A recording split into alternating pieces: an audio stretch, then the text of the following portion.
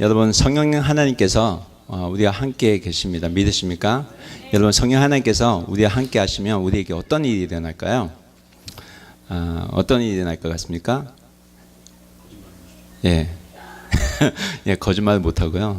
그리고 우리 마음에 기쁨이 넘치고요. 또 우리 마음에 평안이 있습니다. 오늘 우리에게 주신 말씀을 통해서 성령 하나님께서 우리에게 임하실 때 우리에게 어떤 일이 일어나고 또 어떤 일이 나타나는지 함께 살펴보기 원합니다. 여러분, 사도행전 우리가 말씀을 보고 있는데 여러분 이제까지 말씀을 돌아보면 여러분 성령 하나님께서 제자들에게 임했습니다. 기억하시죠? 성령 하나님께서 제자들에게 임했을 때 그들에게 어떤 일이 일어났을까요? 먼저 첫 번째 어떤 일이 일어났습니까? 여러분 1장 15절부터 보면 여러분 성령 하나님께서는 점점 채워지는 것으로 우리에게 임한 것을 우리가 볼 수 있습니다. 먼저 베드로가 기도하는 가운데 일어나죠. 일어나서 마가의 다락방에서 어디를 쳐다봐요. 어디를 쳐다봤죠? 기도하면서 눈에 보이는 곳, 유다가 죽은 곳, 아게다마죠. 예, 아게다마를 바라보면서 말을 하게 돼요. 어떤 말을 하게 됩니까? 유다가 죽은 것이 그냥 죽은 것이 아니라 성경에 예언된 일이라는 것을 베드로가 알게 돼요. 이게 성령 하나님께서 우리에게 임하시면 어떤 일이 일어나냐면 사물을 보는데 그 사물을 보고 이것이 하나님의 말씀과 어떻게 연결되는지 알게 된다고 제가 말씀을 드린 적이 있습니다. 기억하십니까? 여러분, 성령 하나님께서 우리에게 임할 때는 사물이 그냥 보이지 않습니다. 영적으로 해석되어지고 우리가 그 사물을 어떻게 바라봐야 되고 우리가 어떻게 대응해야 되는지 깨닫게 된다는 것을 우리가 함께 본 적이 있습니다. 그리고 어떤 일이 일어났습니까? 그 일이 일어난 다음에 사도들 가운데 한 명이 빠진 사도들이 채워지는 일이 일어났죠. 누가 채워졌죠? 마띠아가 채워지는 일이 일어났습니다. 그래서 부족해진 사도들이 다시 세워지는 일들이 일어났습니다. 그래서 사도행전 1장 26절에 보면 기도 중에 마띠아가 뽑혀서 사도들의 속해져서 교회를 섬기는 일이 일어났어요. 그래서 여러분 성령이 우리에게 임하면 어떤 일이 일어납니까? 사람이 세워지는 일이 일어나요. 그래서 우리 가운데 성령 하나님께서 임할 때 사람이 세워지고 하나님의 봉사자가 새로워지고 그런 일들이 일어납니다. 오늘도 우리가 찬양 드리면서 앞에 서지 못했던 한 사람을 또 봤잖아요. 그래서 하나님께서 우리에게 임하실 때 하나님의 사람을 세워가는 그런 일들이 일어납니다. 여러분, 우리 가운데 주를 섬기는 많은 분들이 세워지기를 주님이 축원합니다.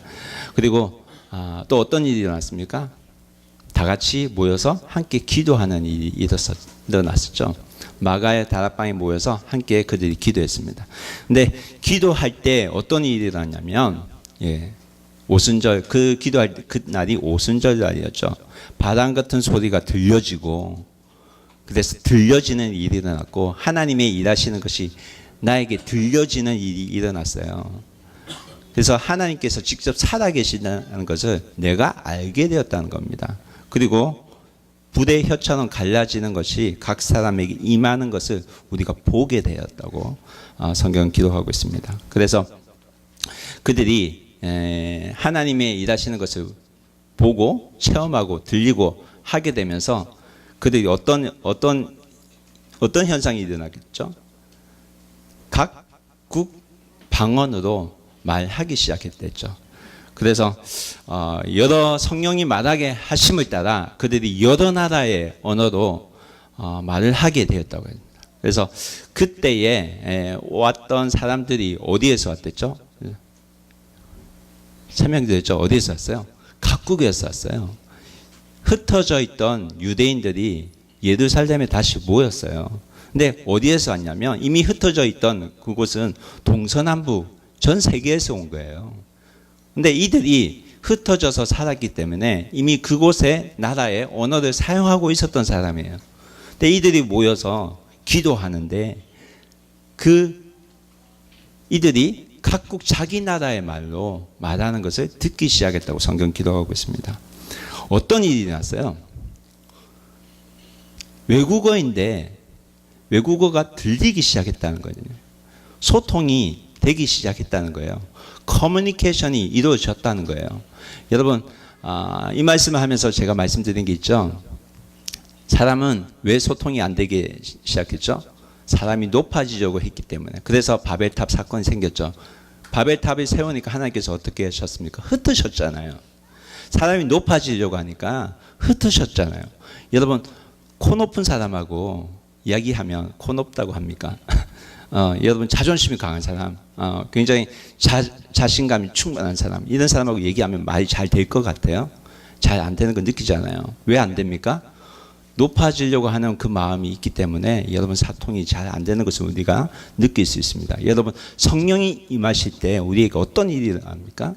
소통이 그때 시작된다는 거죠.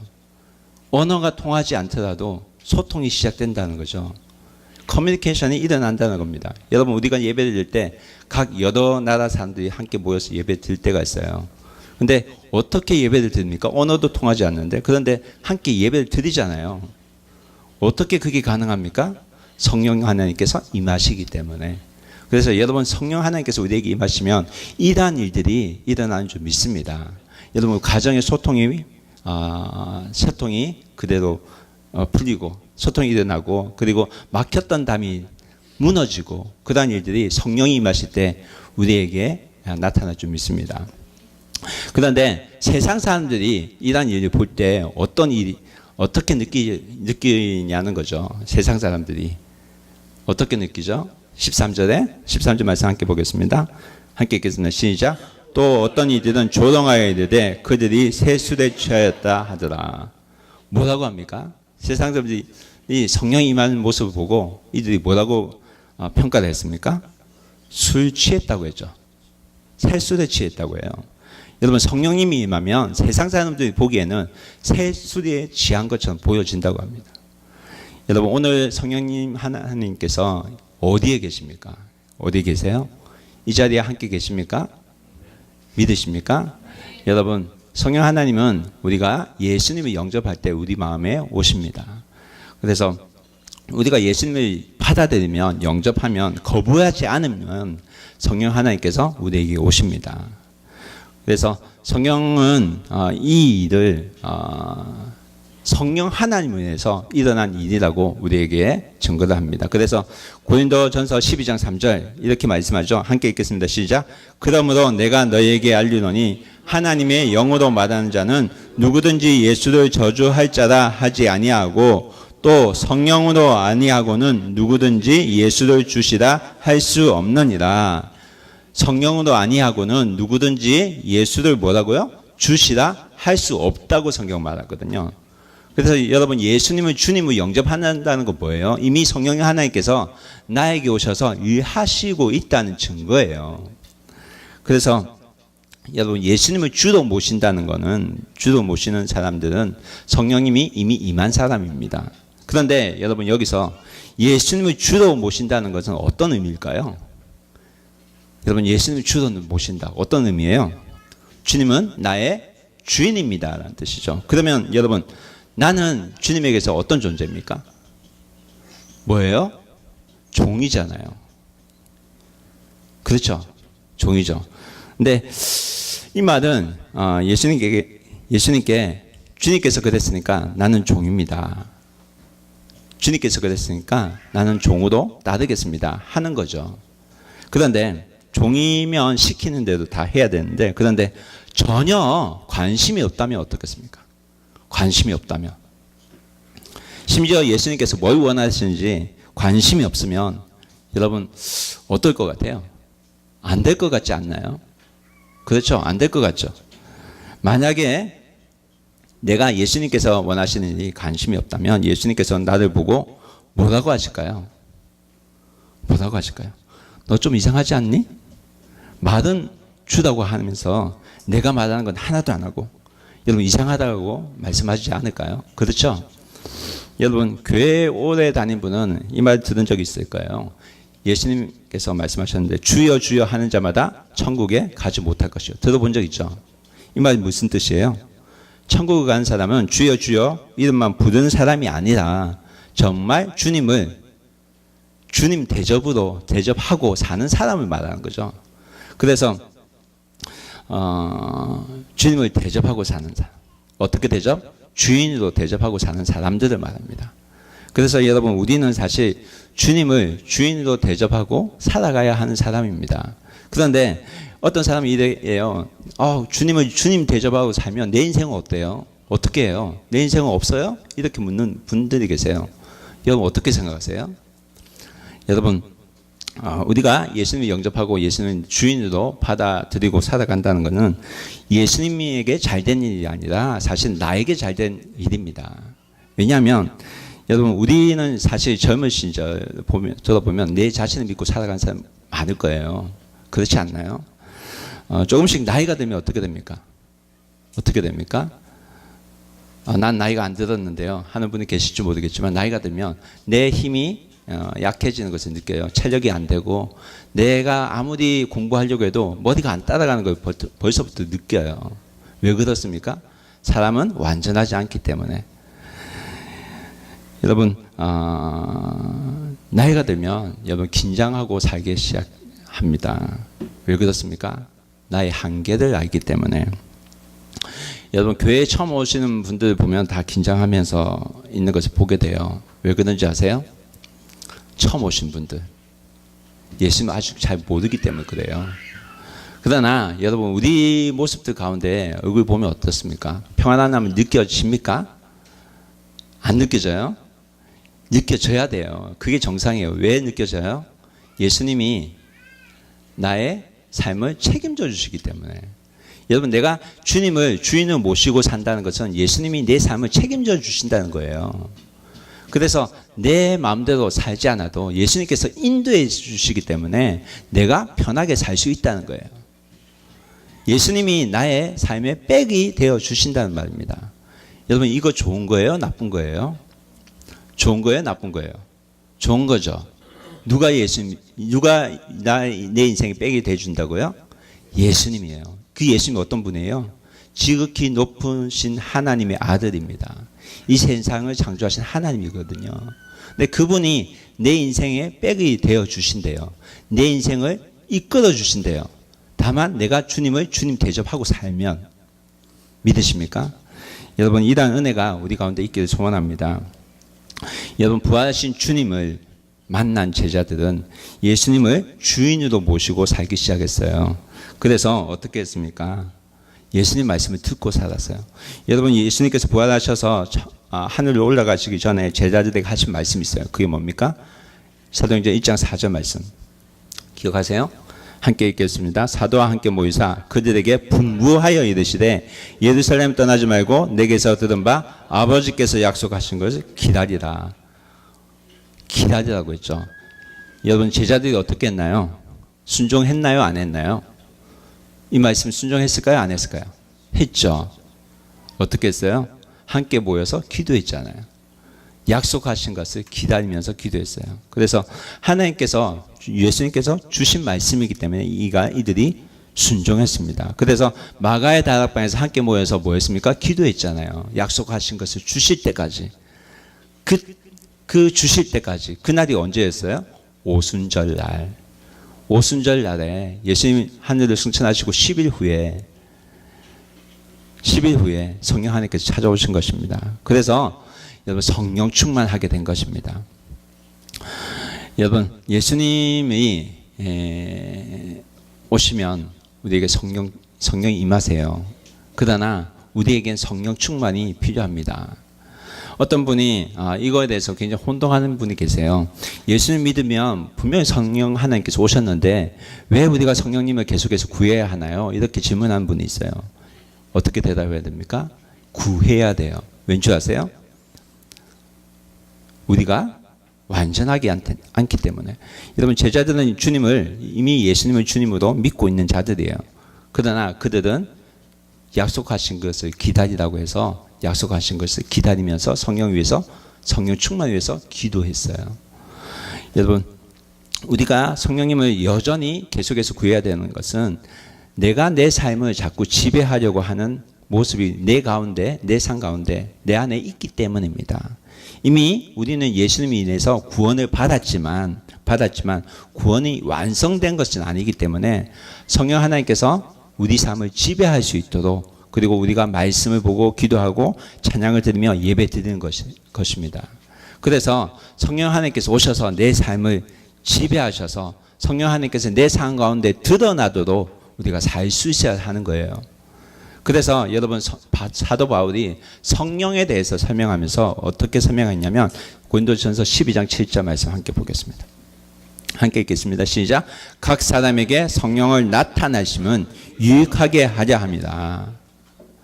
성령 하나님께서 나에게 오셨는데 이게 이제 나타난다는 거예요. 성령 하나님께서 내 안에 오셨어요. 그런데 이제 이분이 나타나셔야 된다는 거예요. 나타나실 때 어떤 일이 일어난다는 겁니까? 우리가 어떻게 된다고요? 유익하게 된다고. 성령 하나님은 유익하게 드러나십니다. 그래서 여러분, 성령 하나님께서 나를 통해서 내 안에 오셔서 나를 통해 이제 드러나게 한다는 것은 정말 나에게 유익한 일이 일어난다는 것입니다. 분명한 것은 하나님께서 각 성령 하나님 통해서 각 사람에게 성령 하나님이 드러나게 하신다는 거예요. 그런데 세상 사람들이 보기에는 어떻다고요? 술 취한 것처럼 보일 수도 있다는 거예요.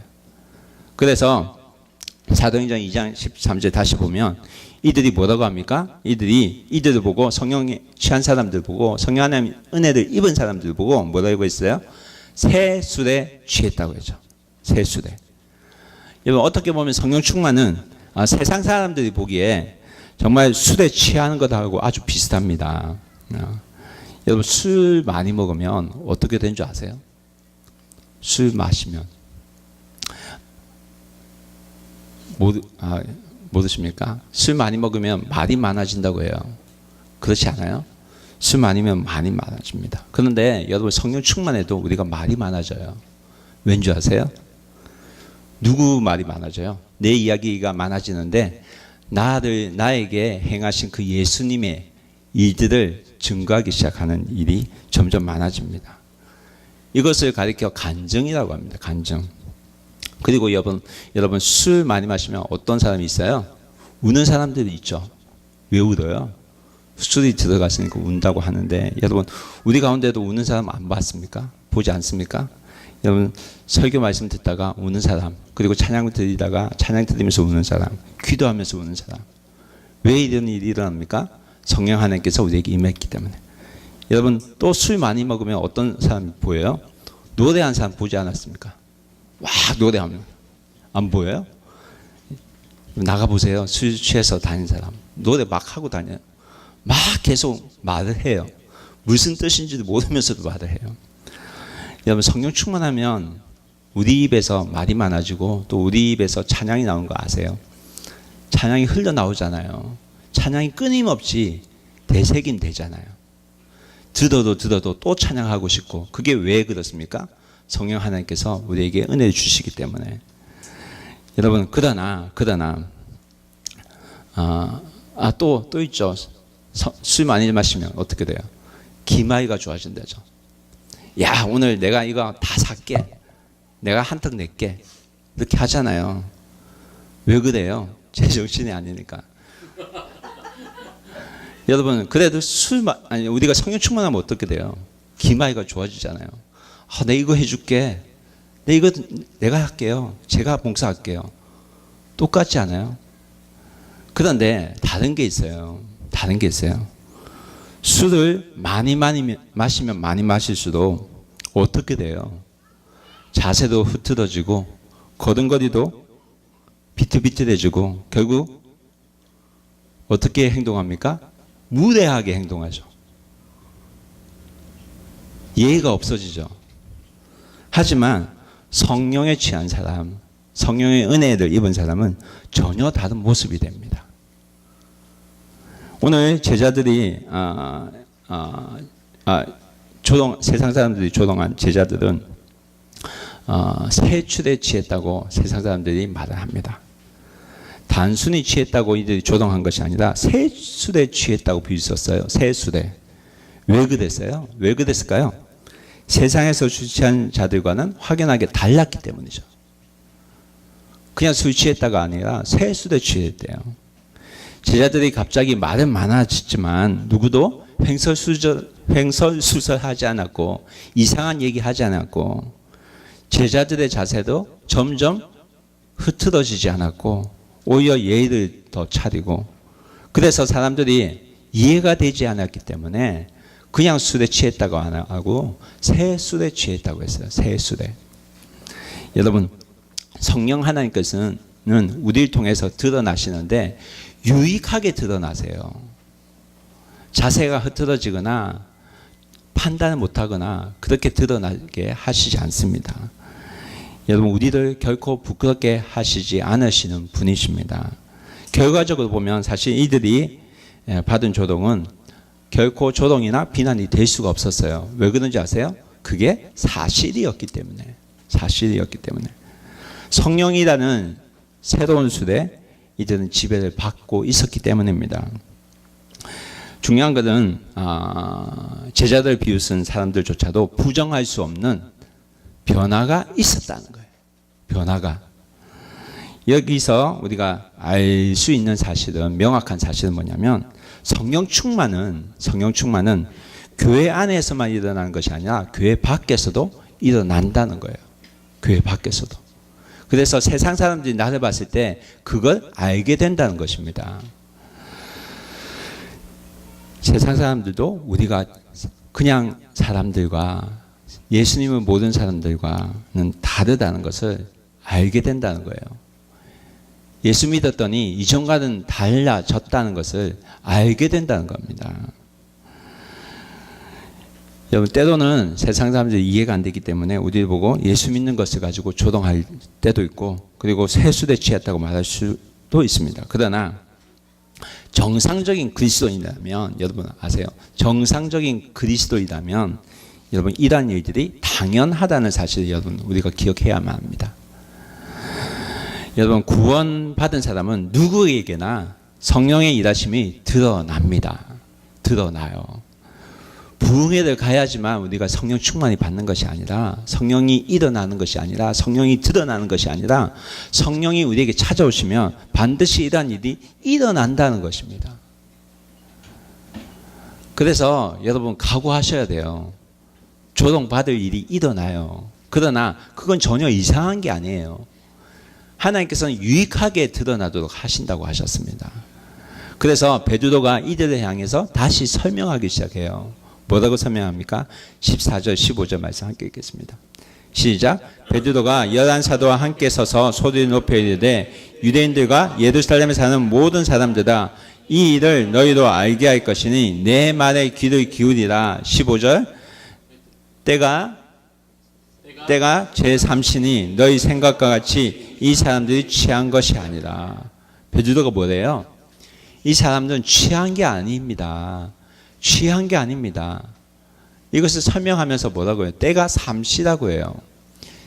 여러분 유대인에게 있어서 삼시는 지금 시간을 바꾸면 오전 9시예요.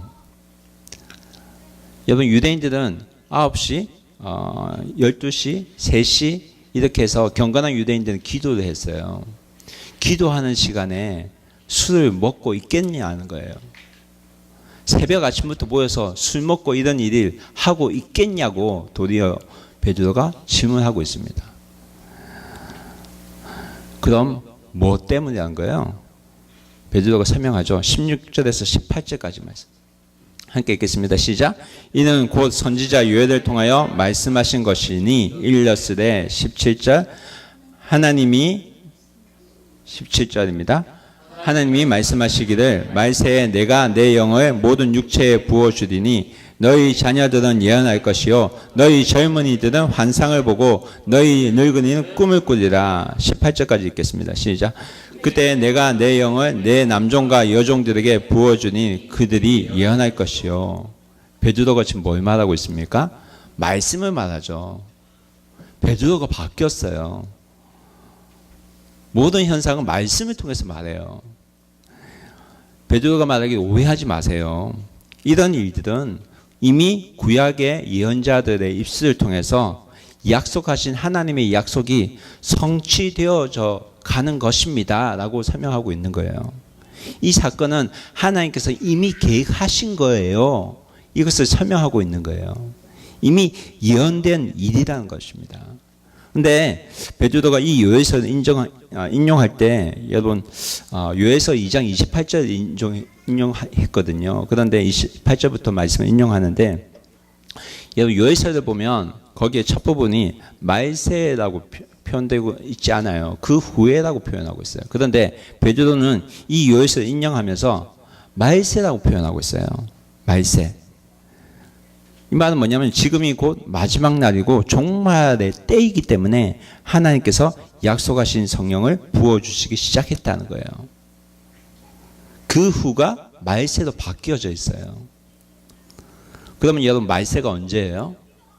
말세는 여러분 지금이 말세라고 사람들이 많이 하는데 2000년 전부터 그때도 말세였어요. 예수님께서 부활 승천하시고 성령의 약속하신 그때를 부어주는 그때가 말세가 시작된 거예요. 때문에 우리가 살고 있는 것은 말세 중에 마지막 때인 겁니다. 마지막 때. 이미 말세는 시작됐다는 것입니다. 그런데 이 말씀을 가지고 어떤 분 질문해요. 그럼 하나님께서 약속하신 대로 하나님의 영인 성령을 부어주셨는데 자녀들이 예언하고 젊은이가 환상을 보고 늙은이가 꿈을 꾸는 일들이 일어나고 있습니까? 하는 거예요. 여러분 성령 받은 사람은 예언을 한다고 합니다. 예언이 뭡니까? 예언이 뭡니까? 여러분 예언은 흔히 미래를 점치는 것으로 우리가 생각하는데 아닙니다. 성경의 예언자가 하는 대부분의 일이 뭡니까? 성경의 예언자. 하나님 말씀을 대언하는 일이죠. 대언하는 것, 하나님 말씀을 대변하는 것이 예언자들이 했던 일입니다. 예수님께서 죄에 대해서 말씀하실 때 죄가 뭔지 아는 거고 그리고 하나님께서 무엇을 기뻐하시는지 아는 것이고 그리고 이 세상이 종말에 처해져 있다는 것을 말씀대로 아는 것이에요. 여러분 예수님이 이 땅에 왜 오셨는지 우리가 말을 할 수 있다면 여러분 예수님 모든 사람에게 말을 할 수 있다면 그거 뭐예요? 예언하는 거예요. 하나님의 뜻을 전하는 거예요. 제가 여기서 말씀하고 있는 게 뭡니까? 예언하는 일이에요. 하나님 말씀이 나에게 들어와서 이 말씀을 나를 통해서 표현되는 게 뭐예요? 예언의 일입니다. 그 예언의 일은 때로는 삶을 통해서 드러나기도 해요. 예레미야에게 하나님께서 너 어떻게 해? 했더니 예레미야가 그대로 하잖아요. 말을 전하는 것뿐만 아니라 막 너 빨가벗어 뭐 누워서 기도해 뭐 이렇게 할 때 그대로 했단 말이에요. 부끄러운 일도 그대로 했단 말이에요. 왜? 하나님 뜻이기 때문에. 여러분 하나님의 말씀이 내 삶을 통해서 드러나는 것이 예언입니다. 믿어주십니까? 여러분 우리 교회에서 매일매일 하고 있는 게 있어요. 뭡니까? 큐티예요. 자녀들이 예언한다는 건 무엇입니까? 자녀들이 말씀을 먹고 사는 것을 말합니다. 여러분 사실은 말씀에 대한 적용은 어른보다 자녀들이 더 잘해요. 왠지 아세요? 더 순수하거든요. 제 막내 얘기에 대해서 또 죄송한데 준수가요. 그때도 저희 집에서 매일 하는데 어느 날 가지고 왔어요. 큐티 하자 했더니 못하겠대요. 왜? 찔려서 못하겠대요. 큐티를 하게 되면 게임을 하고 싶어도 못하겠대요. 왜 이런 마음이 일어날까요? 왜 이런 마음이? 하나님보다 더 좋아하는 걸 하나님 질투하신대. 그래서 못하겠대요. 그래서 큐티 하기 싫대요. 왜 이런 일이 일어날까요? 부모가 아무리 뭐라 해도 너 게임하지 마 해도 말 들어요 안 들어요? 안 들어요. 왜 그래요? 내 안에 컨트롤을 할 수 있는 능력이 없기 때문입니다. 그러나 여러분 성령의 열매 가운데 뭐가 있어요? 절제가 있잖아요. 하나님 말씀이 나에게 들어오면 절제할 수 있는 능력이 생긴다니까요. 그래서 여러분 큐티 해야만 합니다. 어릴 때부터 큐티 할 수 있도록 부모가 도와주셔야 합니다. 그래야지 우리 자녀에게 컨트롤할 수 있는 힘이 생겨요. 여러분 젊은이는 환상을 본대요. 환상을 본다고 합니다. 여러분 환상이 뭐예요? 몽롱한 가운데 뭔가 보여지는 게 그 환상입니까? 이 환상을 영어로 하면 뭡니까? 영어로 보면 비전이죠. 비전을 보는 거예요. 그 비전이 뭡니까? 하나님께서 우리에게 보여주신 하나님의 일이죠. 그 비전입니다. 여러분 말씀이 내게 들어오면 내 마음이 두근두근 거릴 때가 있어요. 아 이거 하고 싶어. 교회에서 이거 봉사하고 싶어. 이런 두근두근 거림이 있어요. 아세요? 이 두근두근 거림 뭐예요? 비전이에요. 비전. 하나님께서 주신 꿈. 내가 이 땅에서 내 학교에서 직장에서 내가 예수 믿는 사람으로서 해야 하고 싶은 것. 그다음 소원. 그게 여러분 비전입니다. 하나님은 우리에게 비전을 주시는 분이에요. 여러분 이 땅에 살아가는 많은 젊은이들이 꿈이 없이 살아간다고 합니다. 여러분 그리스도인은 꿈이 없는 사람이 아니에요. 하나님께서 주시는 꿈을 가지고 사는 사람입니다. 여러분 늙은이는 뭐 한다고 해요? 꿈을 꾼다고 해요. 여러분 늙은이는 나이 늙었다고 소망 없는 사람이 아닙니다. 늙은이에게도 여전히 하나님은 꿈을 주세요. 이런 분이 하나님입니다. 이런 분이 성령 하나님입니다. 여러분 하나님께서 하라고 하시면 하라고 하시는데도 내가 하면 정말 하나님께서 기뻐하시겠다. 이런 마음이 생기면 그게 바로 비전입니다. 여러분 이 비전을 함께 공유하고 이 비전을 가지고 살아가는 사랑하는 주의 가족들 되게 주님의 축원합니다. 19절 20절 말씀 함께 읽겠습니다. 함께 읽겠습니다. 시작. 또 내가 위로 하늘에서는 기사를 아래로 땅에서는 징조를 베풀리니 곧 피와 불과 연기로다. 20절 말씀. 주의 크고 영화로운 날이 이르기 전에 해가 변하여 어두워지고 달이 변하여 피가 되리라. 베드로는 더 나아가서 요엘 말씀처럼 하늘과 땅에서 기사와 징조가 나타날 것인데 피와 불과 연기라고 말하고 있습니다.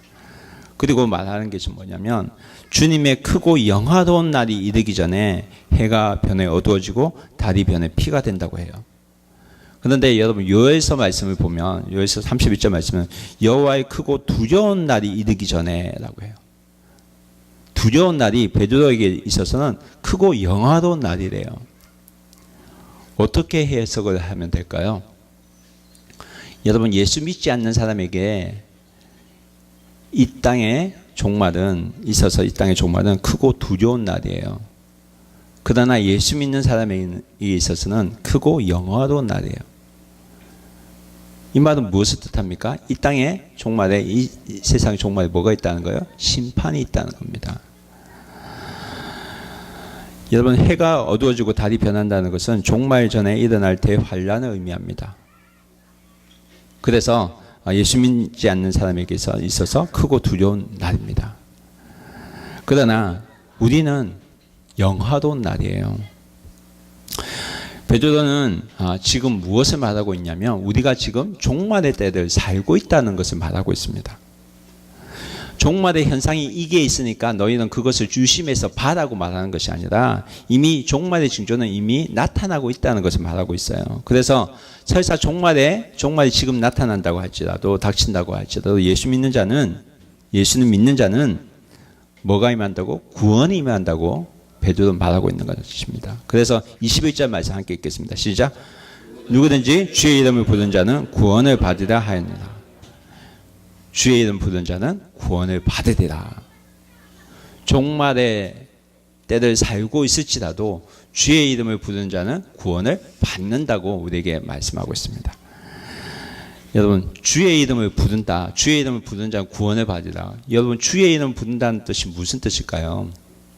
주의 이름.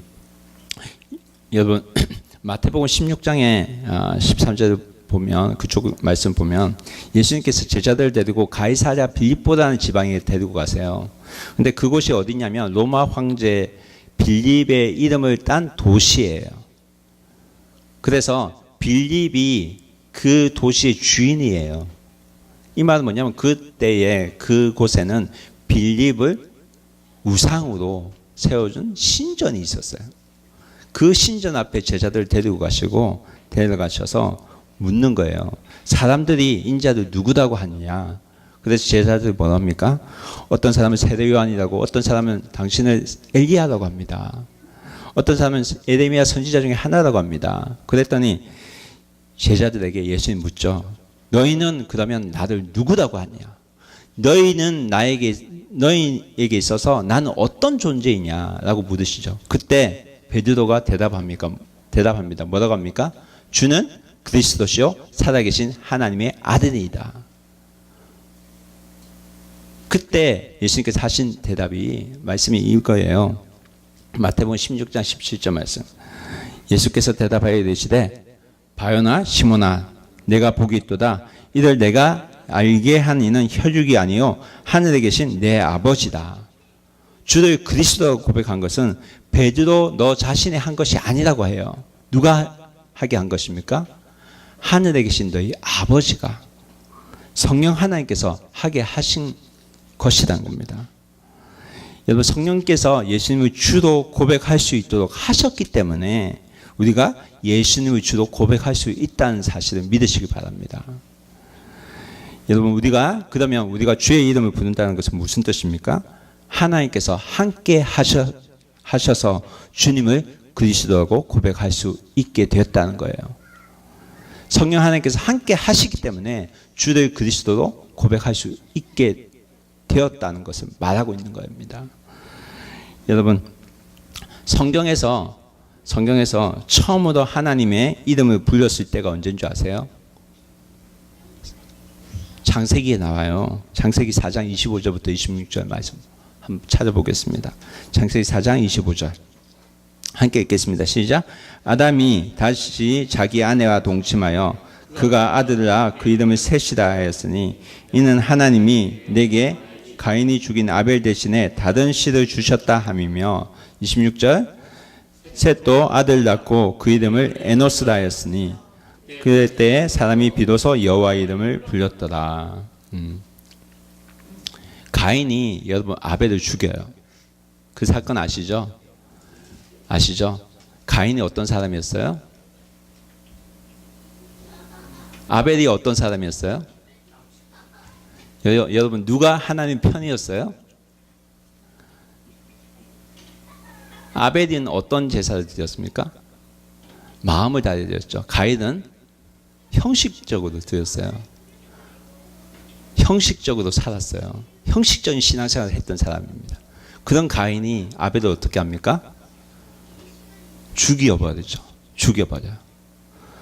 그래서 어떻게 보면 가인이 사람의 아들이었다면 아벨은 하나님의 아들이었습니다.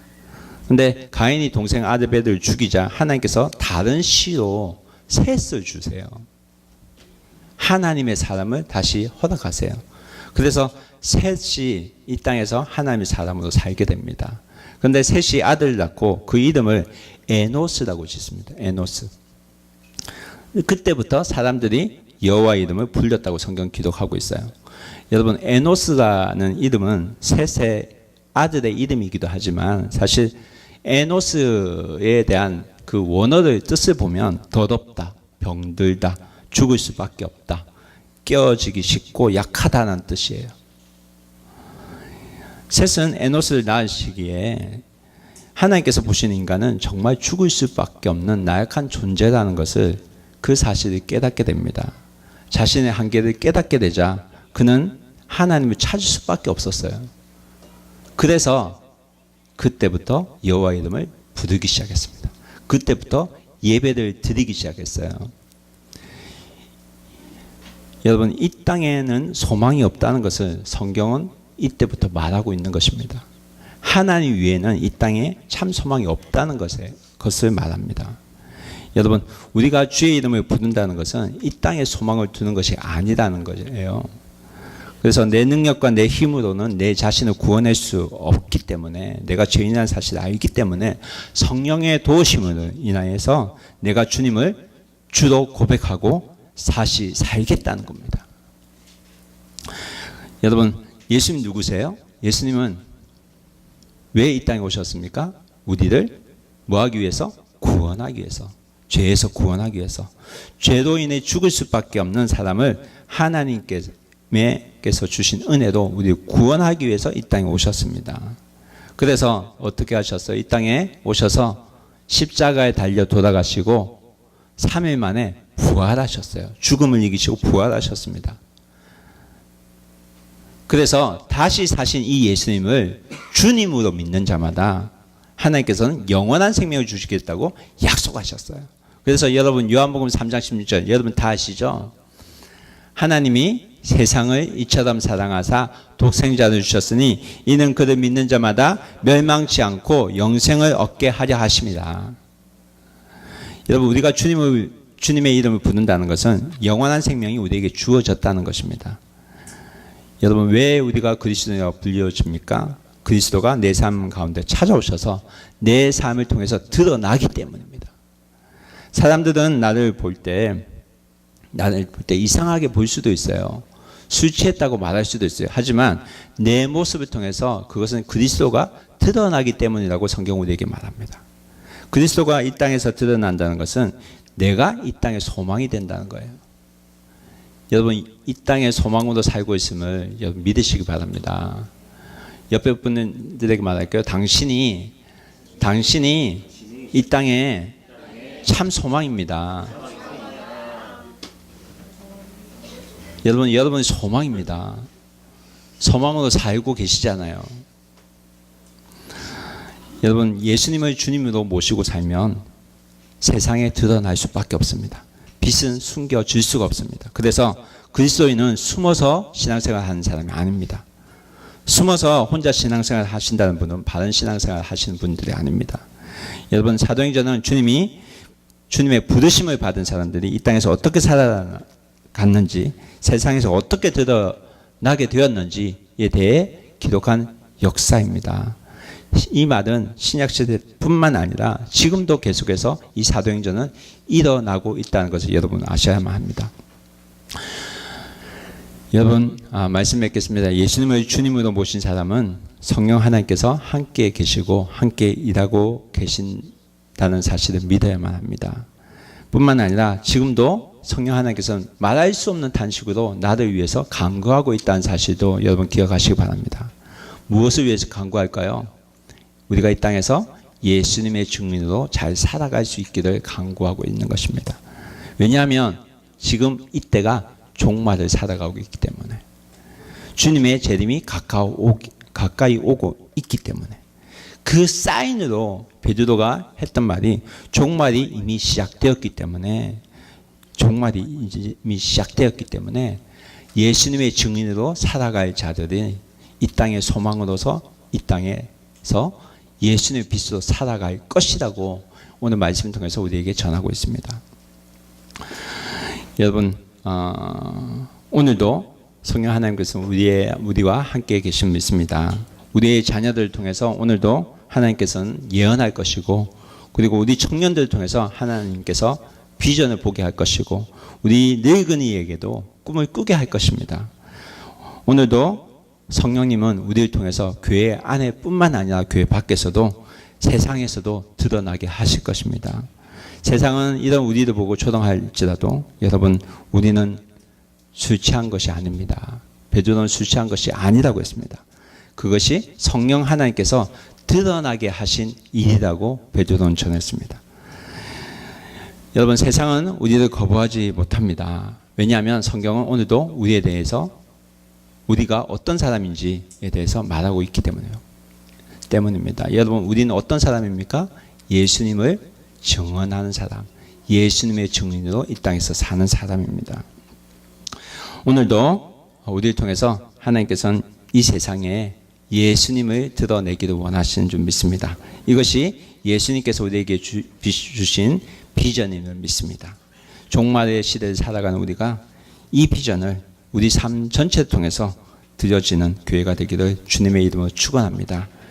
함께 찬양하며 주님 앞에 기도하고 나가는 시간 가지겠습니다.